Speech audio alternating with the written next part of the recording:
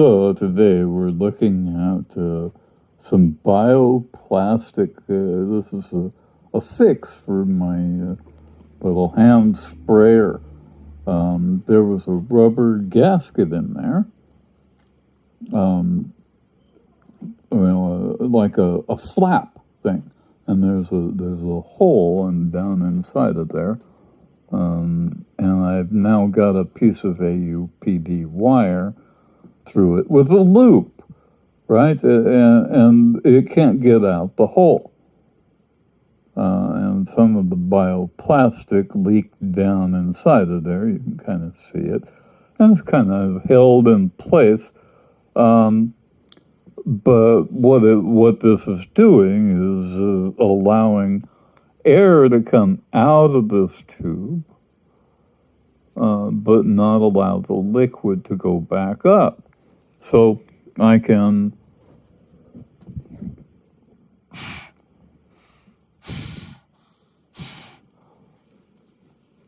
blow out, but it won't suck back in. So, and this stuff is the bioplastic that was inside a cap. And what we have here, see, the rubber thing gummy had a little like nipple that went through the hole, but it was pressed in, and every time the air went out, that rubber deformed and stretched, and then snapped back when the air pressure went away. Okay, and of course rubber floats and all of that. This little cap thing of me is even lighter than rubber. It's the seal inside of a cap.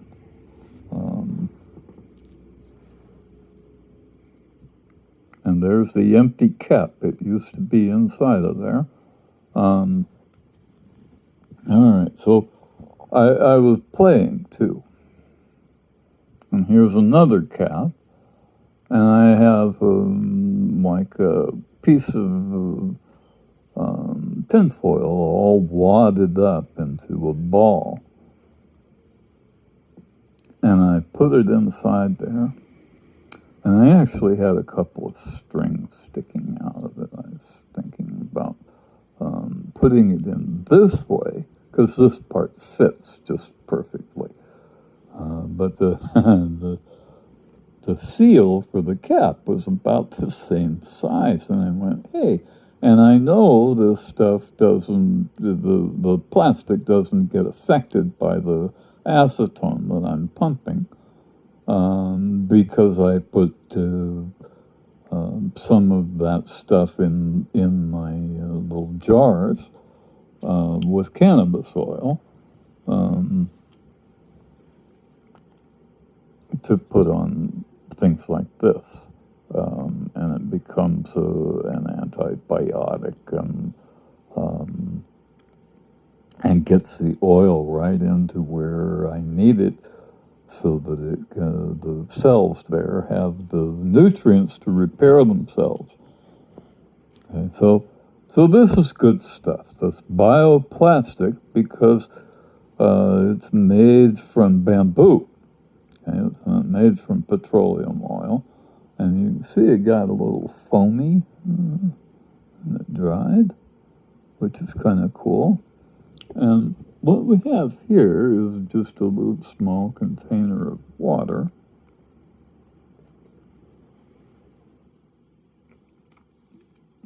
And what we have here is a float. And this isn't going to do anything. I'm just seeing if it floats, right? And it's light enough to float. It's lighter than water.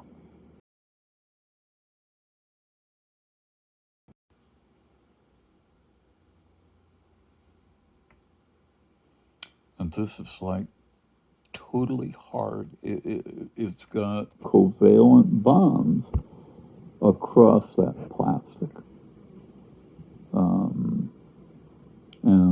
longer I let it sit, the harder it gets.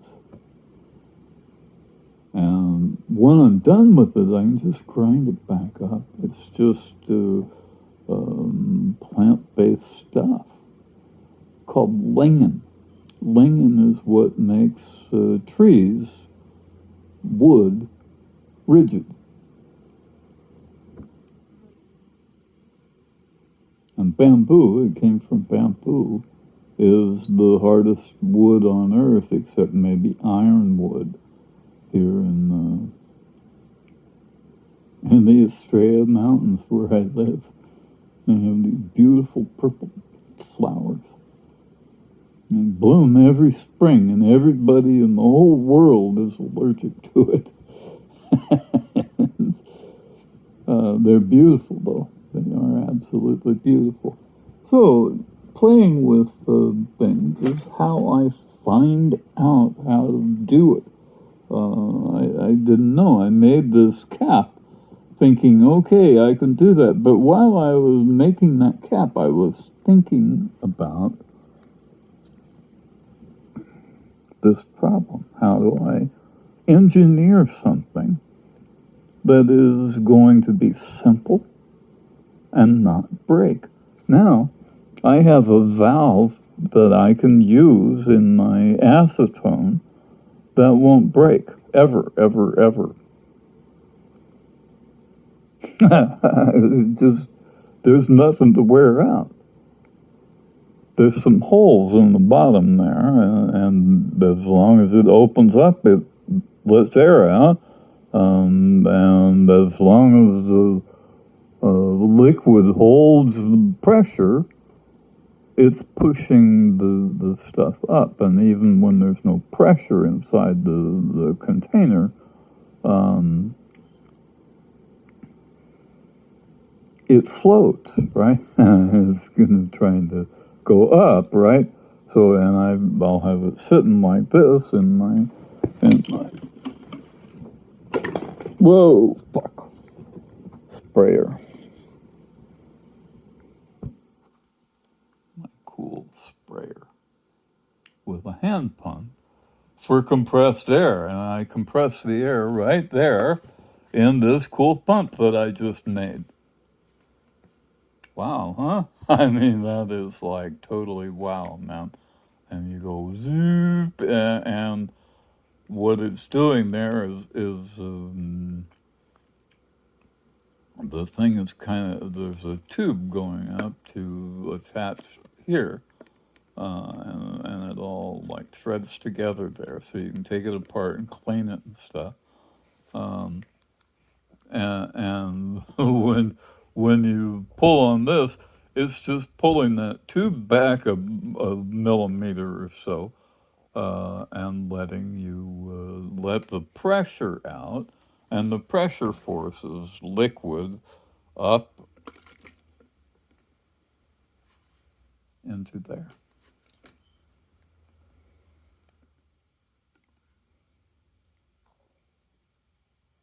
Cool, huh? So that's my pressure sprayer, and we're just about to make it work. The other thing I did, I don't know where they went. Of course, I lost it. Bagunski.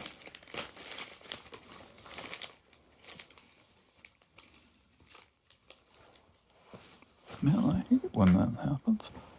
Okay. There it is. There's some. So what we have here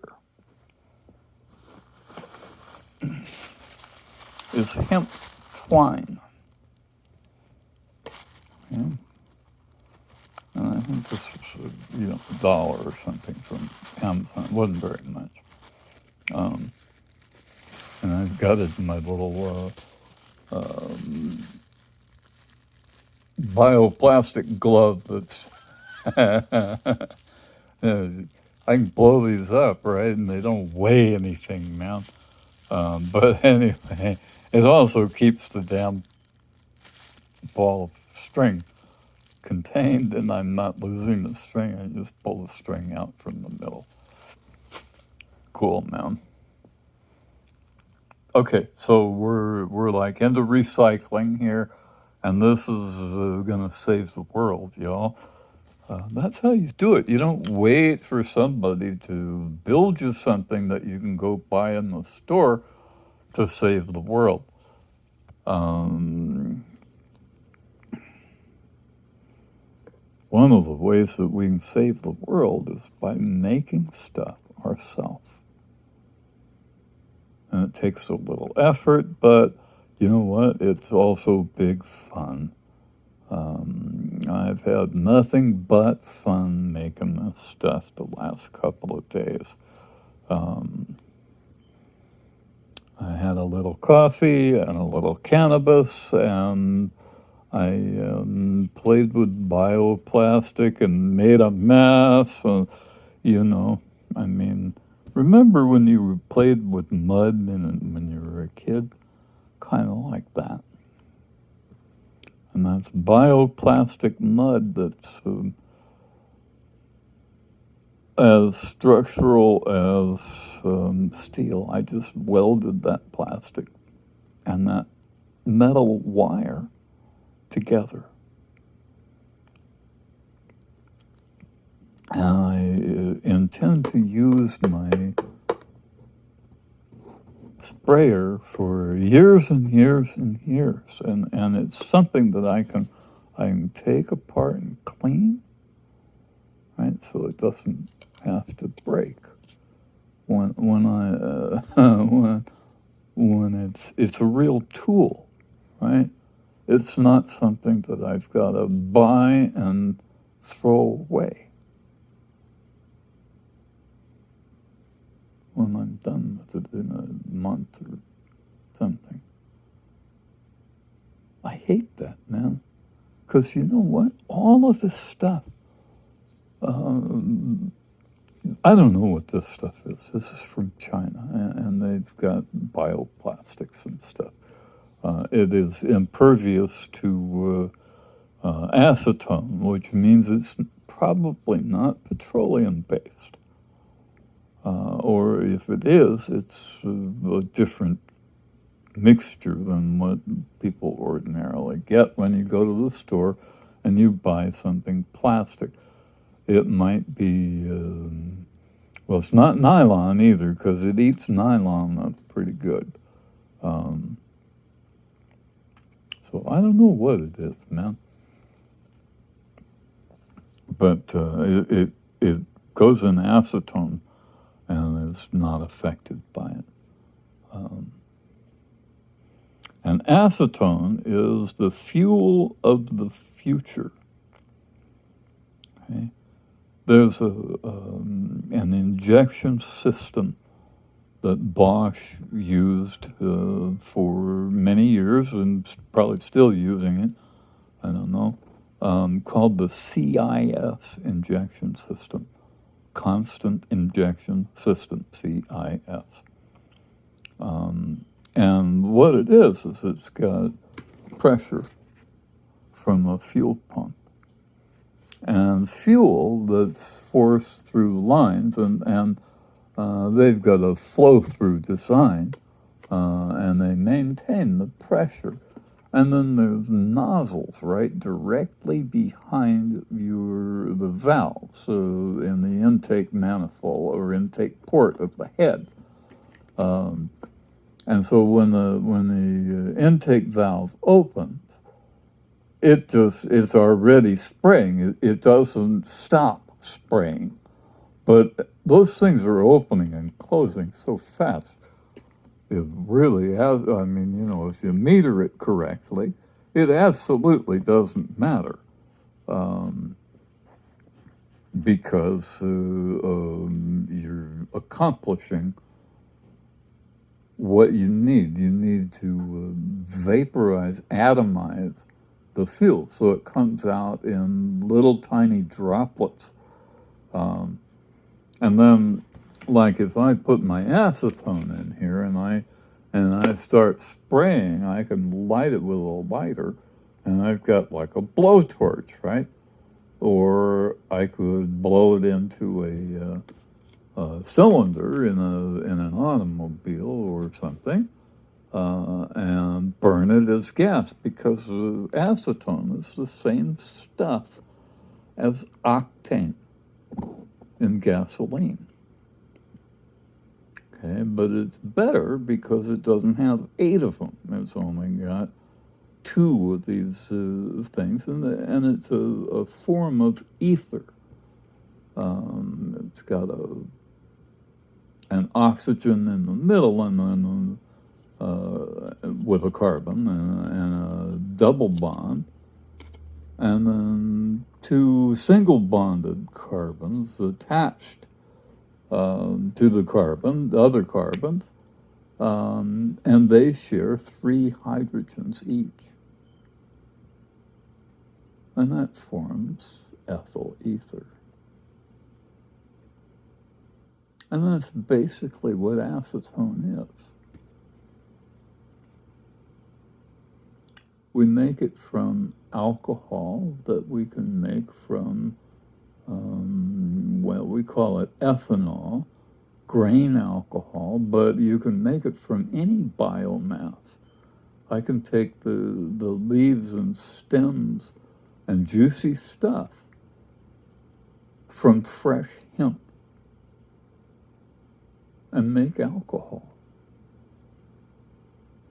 And throw in some sugar beets, add water, and it makes alcohol. And that becomes a biofuel when you can distill it. And you distill it with a handful of aspirin inside. And it becomes ether instead of alcohol. And it's this stuff, this acetone. And it's dead simple to make, man. And when you burn gasoline, right? Gasoline is this stuff, the same stuff. Basically just a hydrogen. Carbon with the 3 hydrogens attached, and then the carbons are bonded to the oxygen with the double bonds. It's the same stuff. This is better because it doesn't have all the other crap that petroleum oil has. So it doesn't leave a bunch of unburned hydrocarbons in our air. A little bit of carbon dioxide is not going to hurt us. Global warming comes from the unburned hydrocarbons in our air, not from carbon dioxide. Carbon dioxide is natural and omnipresent on the face of the earth, and plants respirate carbon dioxide and fix the carbon. That's where they get the carbon to grow. Huh? Those trees out there, they got all that carbon out of the air. Wow, huh? Hey, isn't that far out? And what they did was they added water, and they photosynthesized. And when we burn plants, living plants, it's short-chain hydrocarbons, right? This is just a couple of those carbons with hydrogen. And when you burn octane, for instance, it's 8 of them with these double-bonded oxygens. And there's also aldehydes and cyclics of various types, and they're all bonded together in petroleum oil. We have to heat it up to like 2,000 degrees Celsius to get it to break. I melt platinum at 2,000 degrees Celsius. It takes a lot to get it to break. And when it doesn't break and it doesn't burn and it goes into the air, that's what we're breathing, is that crap. And that brown stuff in the air comes from those unburnt hydrocarbons, and that's what's causing global warming. There wasn't any global warming 100 years ago. The advent of the automobile and using petroleum oil is what's killing us. It's time to stop. There are alternatives.